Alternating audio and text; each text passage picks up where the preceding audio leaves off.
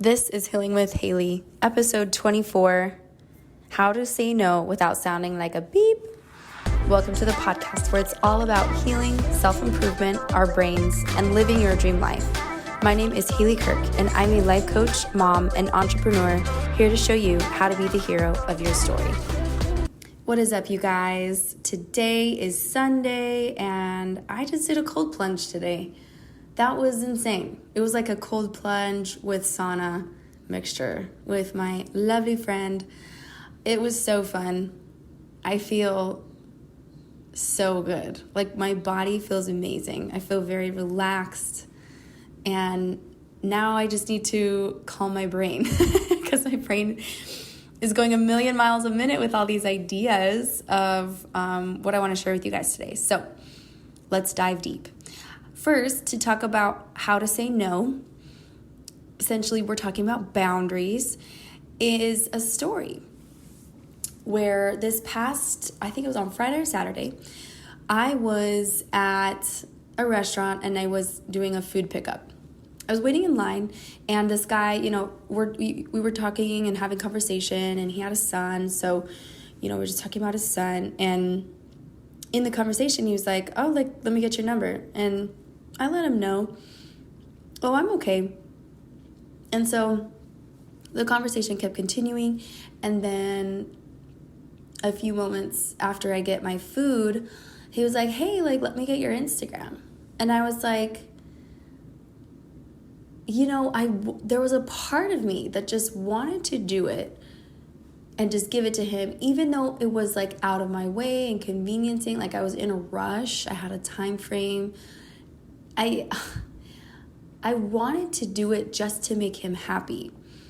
But I also had previously just said no. And it was bothering me, the insistence and consistency and continuing to ask. And there was a part of me that was like, okay, just give him your Instagram. But then I said, no, it's okay. Thank you. Bye. And I'm really proud that I showed up that way, because I did it with a smile and I didn't have to show up in a weird way. I showed up completely the way I wanted to. And I was just kind of thinking about how hard sometimes it is for us to say no. And then I was like, why? Why is it hard for us to say no? And in that moment for me, it was a little hard because, it was awkward, right? A lot of times I think we're just trying to be peaceful, trying to be accommodating, nice. And a lot of times we think we're being nice, right? When we're saying yes, when we want to say no. That is my definition of a people pleaser. A people pleaser says yes when they want to say no.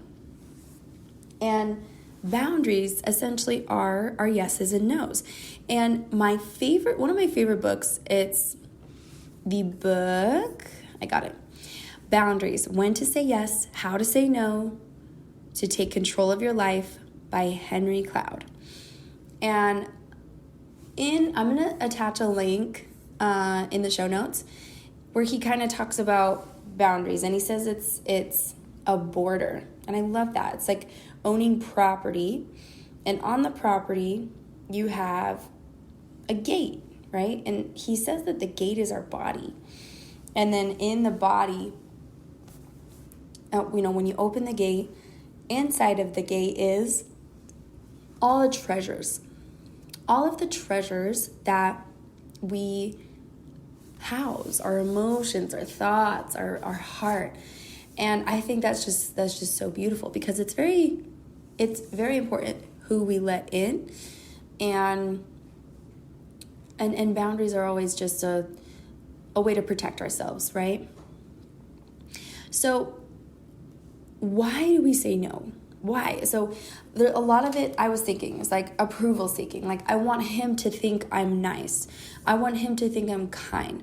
I don't want him to think I'm just another girl thinks she's better than other men, right? Or that she's too pretty to be approached or talked to. And I wanted him to have this certain perception of me, this I wanted him to have these thoughts about me. And what's interesting about that is we can't control what people think about us.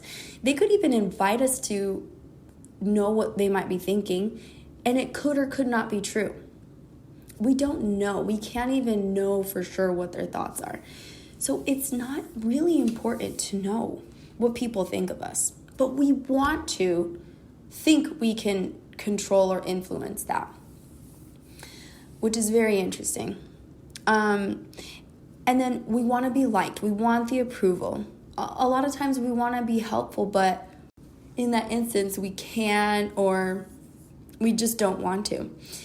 One of my favorite quotes is from Byron Katie in her book, I Need Your Love, Is That True? And she says this: if I had a prayer, it would be this: God, spare me from the desire for love, approval, and appreciation. Amen. And the reason she says this is because a lot of our desire to be approved of comes from ego. Ego is identification with the mind. Any of the thoughts that we're thinking aren't really us, if you think about it.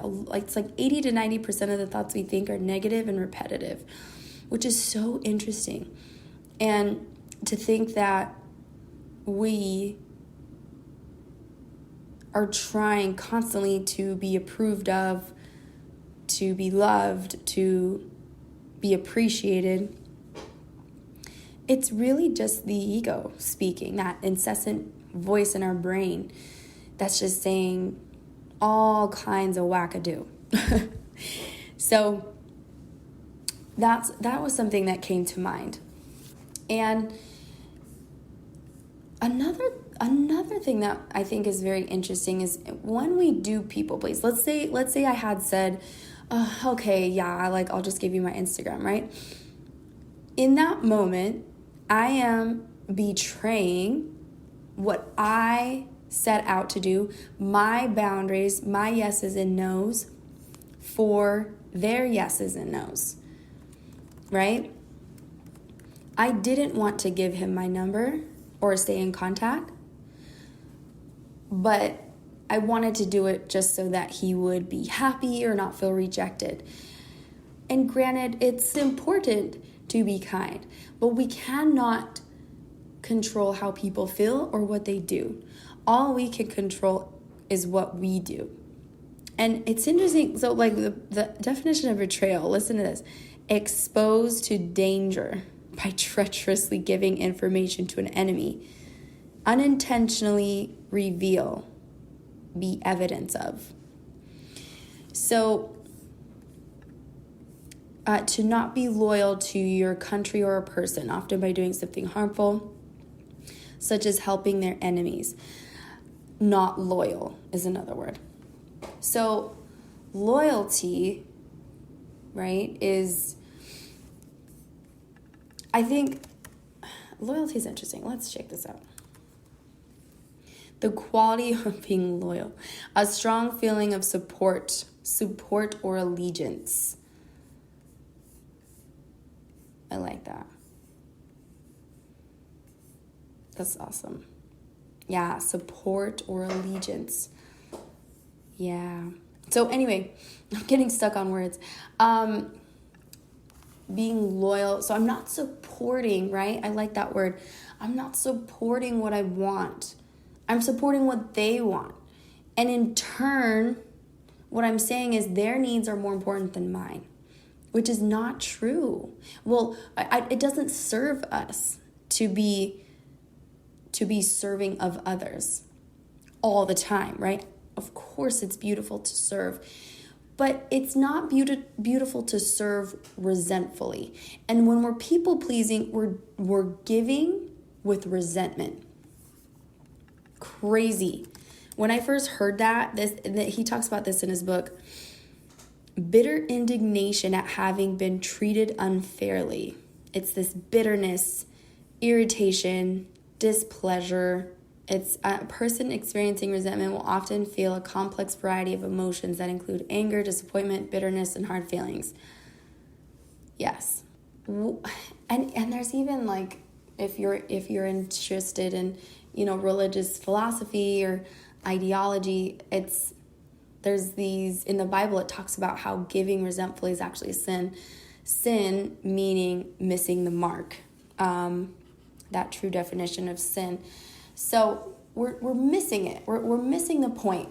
Giving, we would show up best when we give from the purest of emotions, right? Like love, not resentment. I should do this, so that's why I'm going to do it. I don't really want to, but I'm going to. So it's this like bitter. Yeah, it's a bitter, indignant, irritable, displeasurable a sensation. And that's not teaching us. What's teaching us is to, okay, like, I don't know, like this person seems to be better off than me. Like, what if I just give him a little something? That is a better energy than, well, I got to make sure I do like my kind act for the week so that I can tell about it in church, or so that this person thinks this of me, right? So it's this,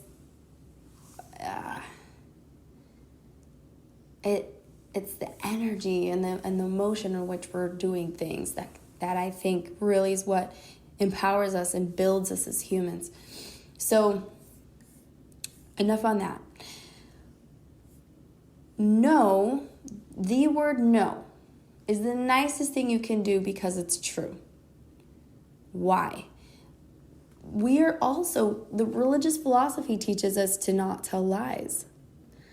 And so when we say we'll do something, but we really don't want to, that's a lie. What might be more true is saying, you know what, I'm going to do this for you because of this and this reason, but I don't really want to, And not saying that you have to go around telling people those things, but trying to be as authentic as possible is saying no, right?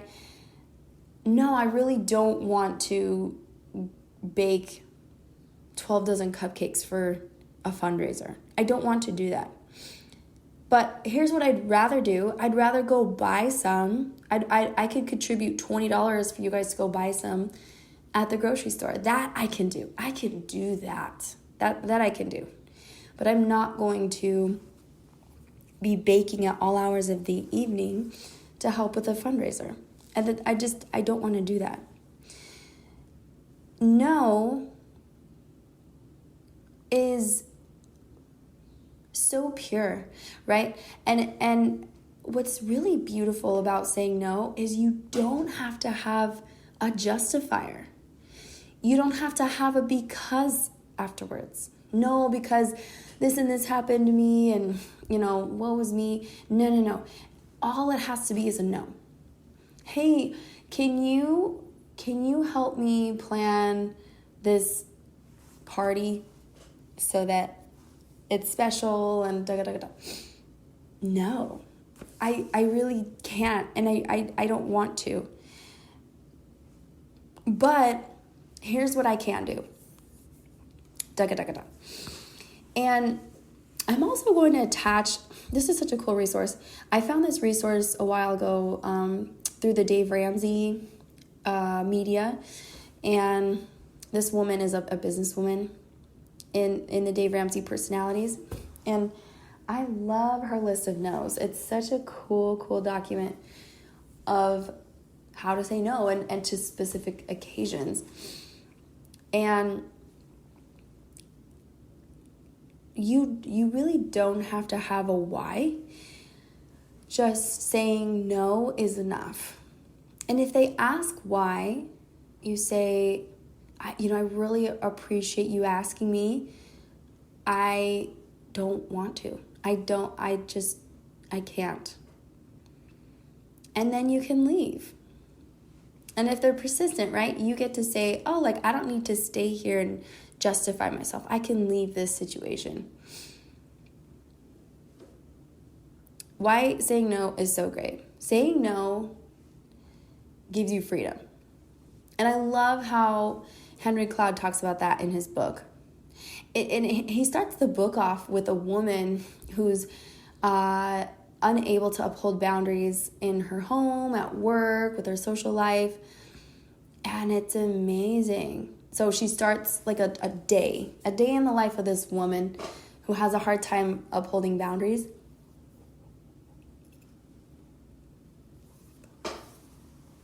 And then it ends with her upholding boundaries. And it's literally night and day. It's amazing. A lot of people weren't valuing her time. Well, or a lot of people weren't respecting her yeses and nos because maybe she didn't respect her own, right? And so at the end of the book, it's amazing the transformation she makes in her life. And I highly recommend that read. It's such a good book. Now, how you know if you're setting boundaries well, I really liked what he said. It says, do you notice trespasses? And so maybe, for example, in a dating situation, right, where you haven't really even communicated boundaries. And this is something interesting as well. Like sometimes you don't have to communicate boundaries, right? Like I love this example. You don't go into the grocery store and say, hey, everyone, do not hit me. It's like, that's just a boundary you don't necessarily have to communicate. But let's say someone does hit you, then at that point you would want to start, protecting yourself and setting those boundaries, right? Like, whoa, like we can't hit. Like this is unacceptable behavior. I won't let this happen. And so you're setting that wall up, that boundary, right? And so sometimes boundaries don't have to be communicated, but when you notice a trespass, like in a dating situation, right? Like, so the end of the date has come, he's walking you to your door, and then you're not comfortable with the idea of him kissing you, right? But then you try to pull away, you try to give a quick hug, but maybe he like grabs you, or you feel like he forced a kiss on you, right?